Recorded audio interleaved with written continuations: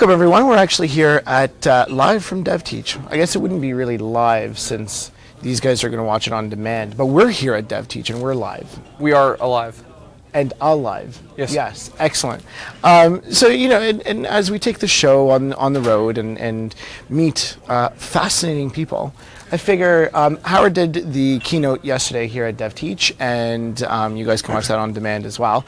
So I figured we would have a sit down and kind of find out a little bit more about Howard, and get into your head a bit. And see, I thought I got everything out of my head in the keynote lesson. Fair enough, but that was like a scheduled presentation. Yes. And this is kind of like anything goes in this one. So hopefully you're ready for me. We'll find out. But before that, let's do a little bit of intro. Yep. What does Howard do at Microsoft? So, I don't know about Howard, but what I love how do... we laugh about that. Yeah. What does he do at Microsoft? Yeah. What would you say you do here? Yeah, I have no idea. So I am a PM on the ASP.NET team, within the Azure team, so that means I kind of cross a few different worlds. Yeah. Yeah, well, it's Microsoft, right? So it's never a Right. straight line. So there are basically three feature areas that I own. So I'm the PM for NuGet. Okay. NuGet in Azure, though. No, NuGet. Oh, NuGet, period. NuGet, yes. Okay. Trying to fill, no pun, intended Phil Hack's shoes. Okay. And really sort of, but focusing on NuGet, the open source project, as well as how NuGet interacts with sort of the Microsoft side of it, right? Cool. So NuGet obviously integrates with Visual Studio. We integrate with a bunch of different project systems, and so Phil is actually still very actively a part of the open source project. And so what we're trying to do is he's sort of looking at it from that side of the world, and I'm looking at it from the Microsoft side of the world, and we get together and hopefully good stuff comes out. So working on NuGet. The other feature I own is web optimization. So it was released with the last version of Visual Studio. It's Visual Studio 2012. It's always a weird thing because, well, actually, I don't know if I can say that. Yep. No. So I shall do no editing. That's right. None.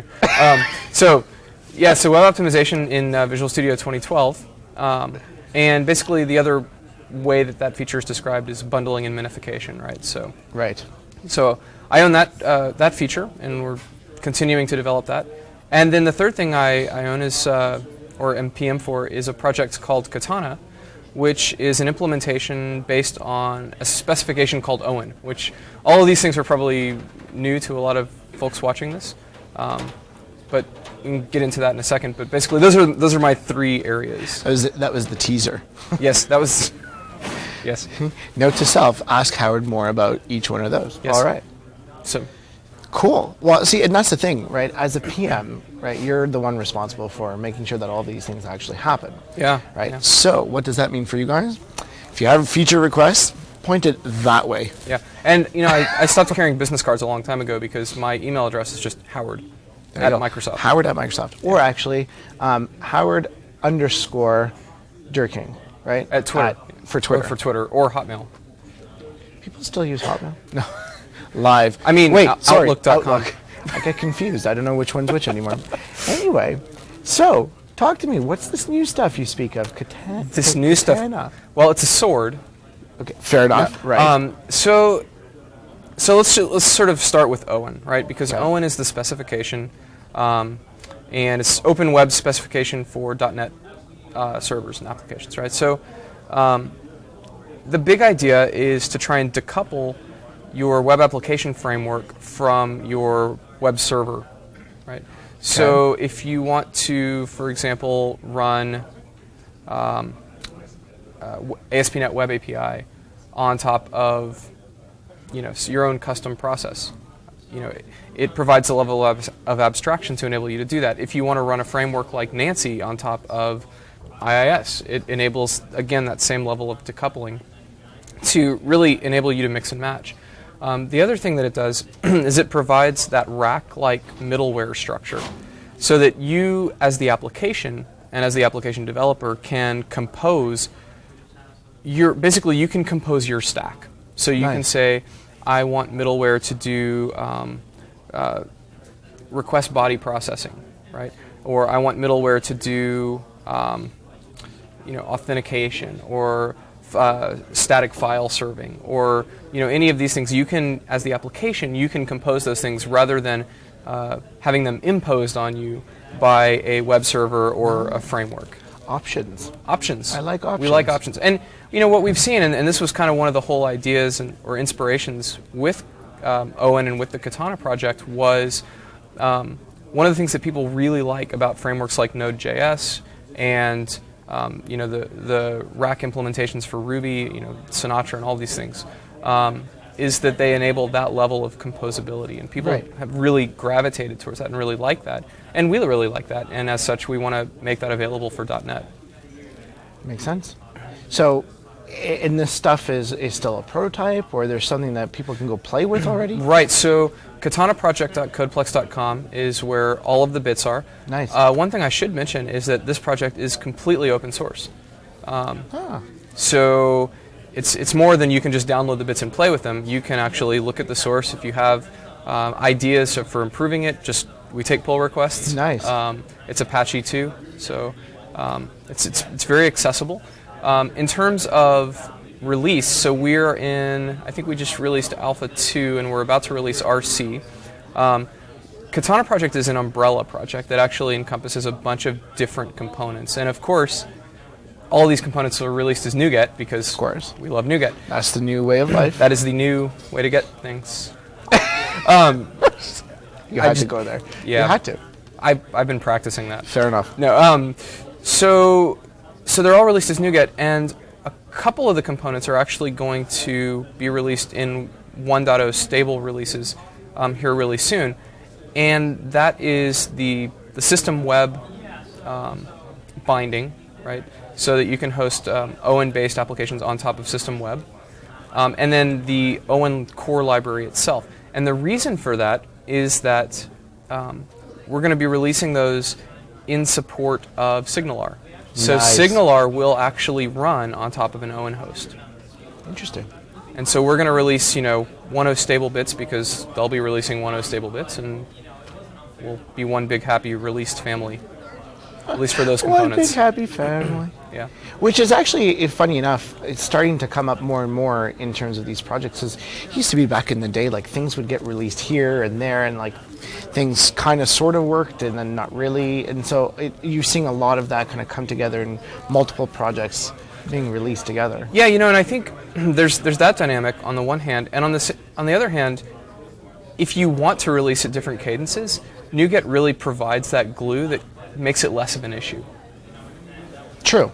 Right, because once you have a package manager sitting between your libraries and whoever's or however those packages are being delivered, and you have cues and gestures to say, oh, there's an update available, you really reduce that friction for getting updates, and therefore you sort of enable authors or package developers to release at whatever cadence makes sense to them. Right.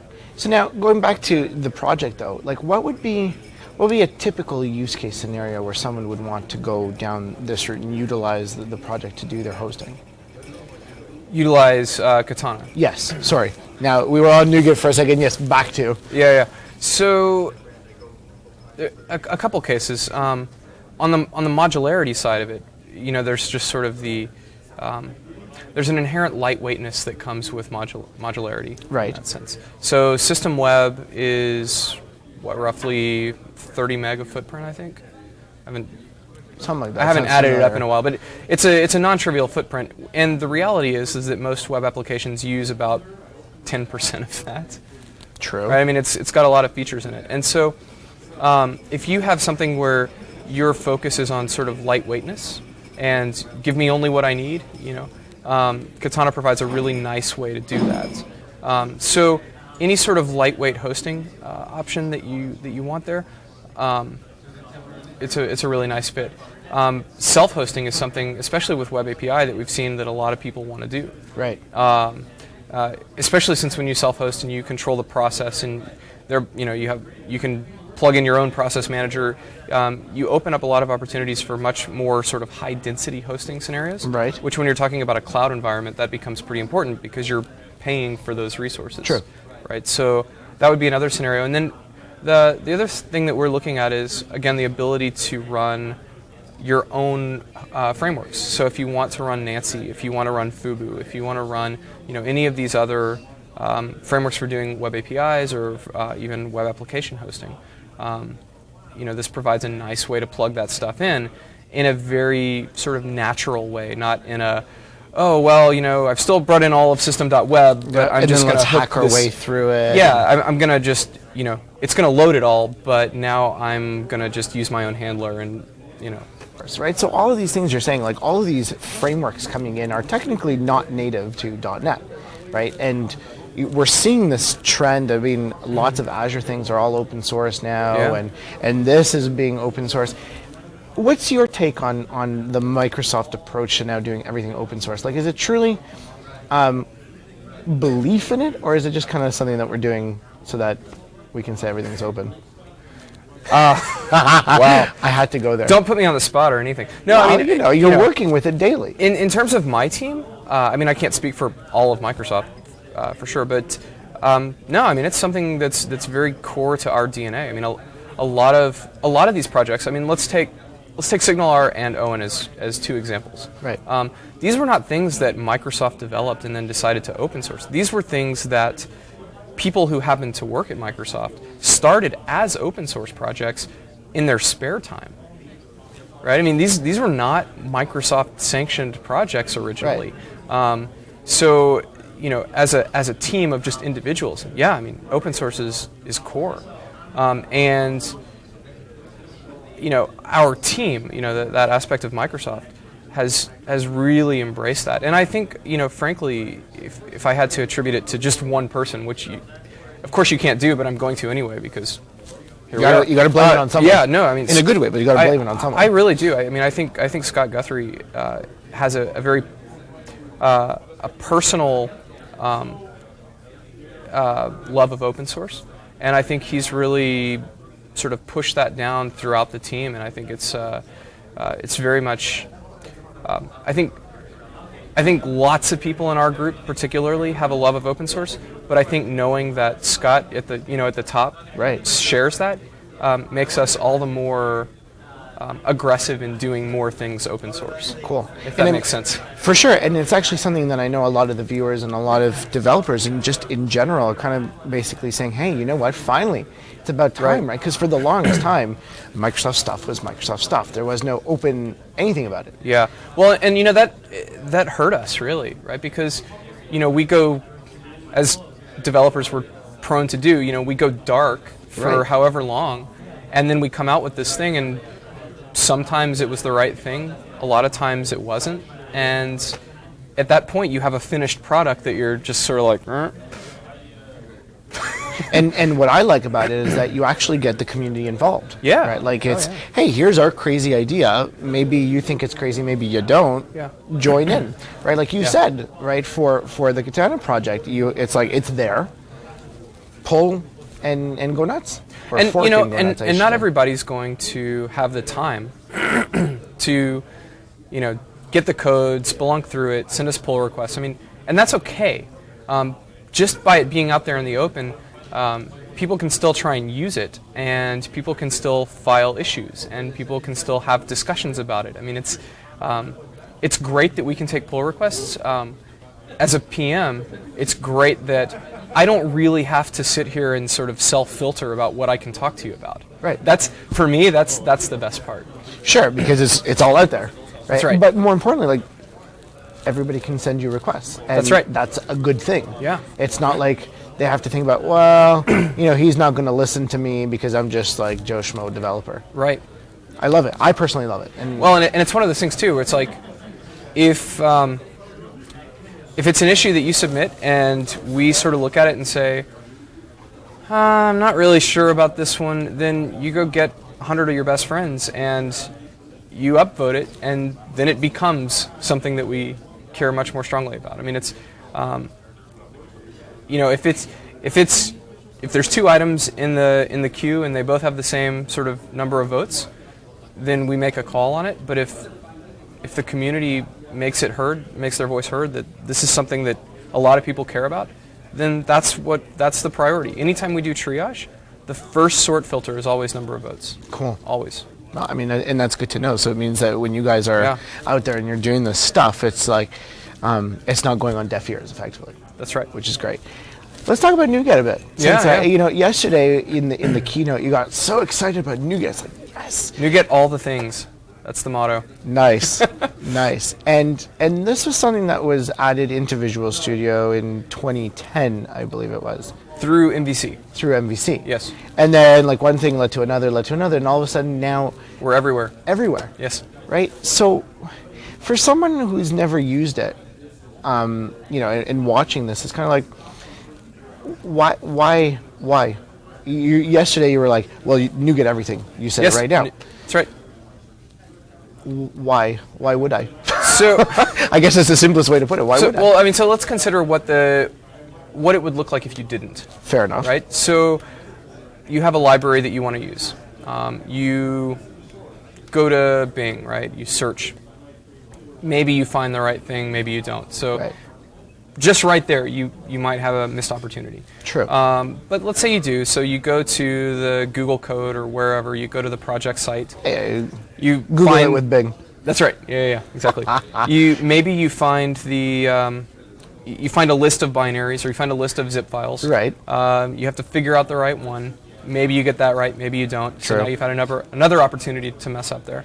You download it somewhere on your file system. You have to remember to click file properties to unblock it, because otherwise it won't unzip correctly. Yep. So now you've got another opportunity to make a mistake. Then you take the libs, you put them in some lib folder, you reference the assembly, you make any sort of config changes that you might need to make. You do all this stuff, and maybe it works. You've probably had at least 3 more opportunities to make a mistake somewhere in there, right? And that's just to get it installed. Yeah, we haven't even actually started using it. Yeah, well, and updating it, right? So now True. you have to regularly go out and check the project site to see if there are any updates or patches or anything like that, and then multiply that times the number of external libraries that you use. True. Now, if there's one thing about, especially in web development, that we know is that people use lots of external libraries. And so, the whole idea in this was, inspired by a lot of the stuff like Ruby Gems, for example, a lot of these other package managers. We just needed a better way to do that for Microsoft developers. And NuGet is the way to do that. So now, instead of dealing with assemblies or JavaScript files or whatever the artifact is, you deal in terms of NuGet packages. And you install NuGet packages, and those things can do a whole bunch of things. They can reference assemblies, they can drop content files, they can run PowerShell scripts, they can do config transformations, right? They can do all of these things, both in an install and in an uninstall kind of scenario, as well as an upgrade scenario. So now you can install a package, you can see what packages need updates, and you can just with one click you can update them, and you can uninstall them, and it leaves your project in a stable state. Right. Clearly a no-brainer. Clearly. When you put it that way, and I like it when you think about it, that here's what would happen if you didn't. And I think that's actually the best way. So fine, so now you've convinced me.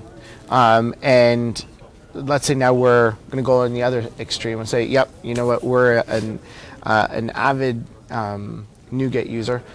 What's new or what's coming? Can you share anything new because, and coming? Well, NuGet's open source, right? So what can I not share? Fair enough. Yeah, so a couple things that I just want to point out, and I sort of did a little brainstorm before we talked and wrote a couple things down.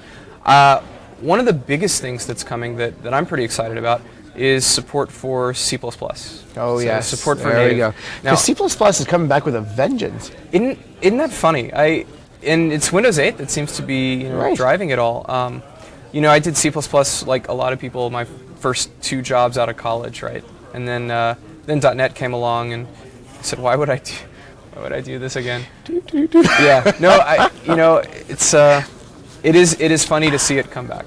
Everyone knows I'm a C# guy, so. Oh, okay. As much as C++ is powerful, I'm not saying it's not. It's just not as pretty. It's not. What can I say? Code has to be beautiful. So I don't know. I will tell you this though. One of the things I had the pleasure of doing when I was running MSDN Magazine was I got to interview Bjorn Strastrup.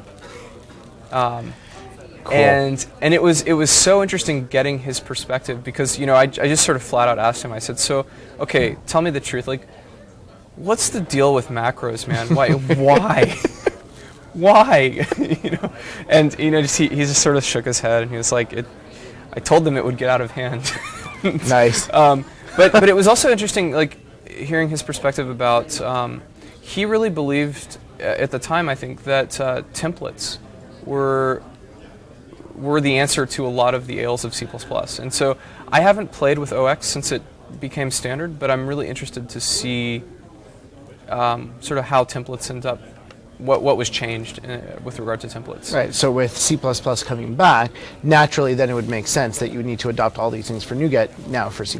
Yeah, and that's, I mean, as you probably know, that's not easy, right? Because now you have, target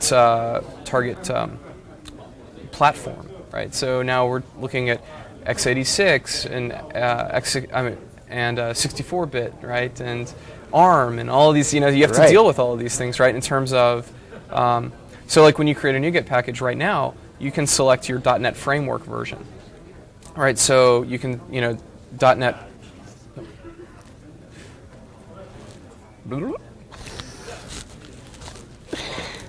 Right. So you can select your .NET. Yeah, I don't know how you want to start that one. The beauty of it is that I actually fully intend on keeping it in there. Oh, well then. Right, because we're live. Then live? Let's just continue. Right, that's what I'm saying. Live is live, man. Like, things happen. So, so with NuGet right now, you can select your .NET Framework 4.5, 4.0, whatever portable library. We've got a bunch of things there. But now within that, now you're, are we any CPU? Are we x64? Are we x86? Things are complicated these days. You've got C++ props files to deal with. You've got just all sorts of things, right? Well, but the beauty of it is that now with that coming, if we go back to what you were saying before of all the things that you'd have to do, right? You just listed a whole slew of them. Now, done. Yeah, and I mean, if you could simplify that process for C++ developers, that would be a big deal. Cool. And in fact, we plan to. There you go. So that's one thing. Another thing, let's see what I got. So deeper VS integration. We want to. So we operate on two sides of the world. There's on the open source side of things. We want to make life easy for just open source development in general. So as an example, we want NuGet to run better on Mono. Cool. And we're working towards that. On the other side of it, a large percentage, the majority of NuGet developers are working in Visual Studio on Microsoft platform. So now, interesting that you say NuGet developers. Oh, did I say that? Yeah, I was going to say, I'm like, yeah, sorry. Is there such a concept as NuGet developers? Are there people developing that they're sort of just focusing on just creating NuGet packages? Or is it sort of like an afterthought? Like you build something and then you make a package out of it? Yeah, I think I would say that's probably more the common path. I meant Microsoft developers or Visual Studio developers. Though conceivably, you could technically eventually become a NuGet developer. Yeah, well, and not coincidentally, one of the things that we really want to improve on the Visual Studio side of things is Visual Studio support for creating NuGet packages. So we have Visual Studio hooks for consuming NuGet packages, right? Yep. We have the NuGet package manager dialog, and we have the PowerShell console. But to create NuGet packages, you're still dropping down to command line and running NuGet pack. Yep. And so we want to really make that much more a fundamental part of the Visual Studio experience as well. Cool. Actually, while we're at it on NuGet, quick shout out to, you guys would have known him on Twitter as Canadian James. It's actually a Canadian MVP, James Chambers, who is like his blog, as much as he talks about MVC, is like MVC and NuGet, everything. Yes. So if you don't know about him, now you do, and you guys for sure. He's been on the show a couple of times. Loves NuGet. Like for him, like you said, NuGet is the world. Yeah. Anyway, so hopefully you're watching this and this stuff is for you. But anyway. Yeah, no, that's awesome. Just 'cause and now I know. There you go. Yeah. So deeper Visual Studio integration, and the other thing that we're doing a lot of exploration around. So a couple things. One is we're looking to really revamp the NuGet API for a couple reasons. But one of the things that we're exploring as a part of that is taking much more advantage of the graph-like aspects of NuGet. So if you think about it, NuGet is a sort of series of layers of graph overlays, right? At the core, you have a package dependency graph. Right. Right? But then if you start thinking about it from a little bit more generally, you have a package dependency graph that has access to, let's say, well-known licenses, right? And you also have packages have authors, and as a user, you might want to follow an author, and that author might follow other authors. And so you can see that you can actually have multiple layers of graphs. And if you think about it from that perspective, and then you make an assertion that any graph can be looked at as a package feed. Right. Right. So let's say that I follow a bunch of packages, and you think I'm a great developer. Do you? Do you think? Well, I don't know. When was the last time you actually touched code? No. Yesterday. That's why I was going to say. Right, I don't know if you guys saw, but or you will see on demand. Yes. Like you were going nuts there with coming randomly with a Node.js server, That's right. and then In going Vim. nuts in Shout Vim. out to James Kovacs. Right. You love that guy. Yeah. But you were just going at it. So I guess I would say yes. Okay. I follow you as a good developer. So let's say I follow a bunch of NuGet packages, Right. and then you follow me, and then a million people follow you because you're awesome. And so the idea then is that those people can basically get a feed of all the stuff you follow, and because you follow me, all the stuff I follow, and that becomes an sort of individualized custom feed. And if you think about it, you could do that across any entry point in a multi-layered graph. So for example, Right. I want to follow only Apache licensed packages, right? I could do that, right? Interesting. Or I only want to follow, I want a custom feed of Microsoft produced packages. Huh. Right? I can do all of that stuff if I look at it from this sort of multifaceted graph view. And so, one of the big themes as we move into this new API design and sort of the requirements there is we really want to enable much more of that pivoting and that slicing and dicing, and make the feed a little bit less of a static concept and much more of a tailored concept. It sounds actually even a little bit of a social concept. Yes, exactly. Yeah, exactly that. Interesting. Forcing developers to be social. Well, we're just trying to help.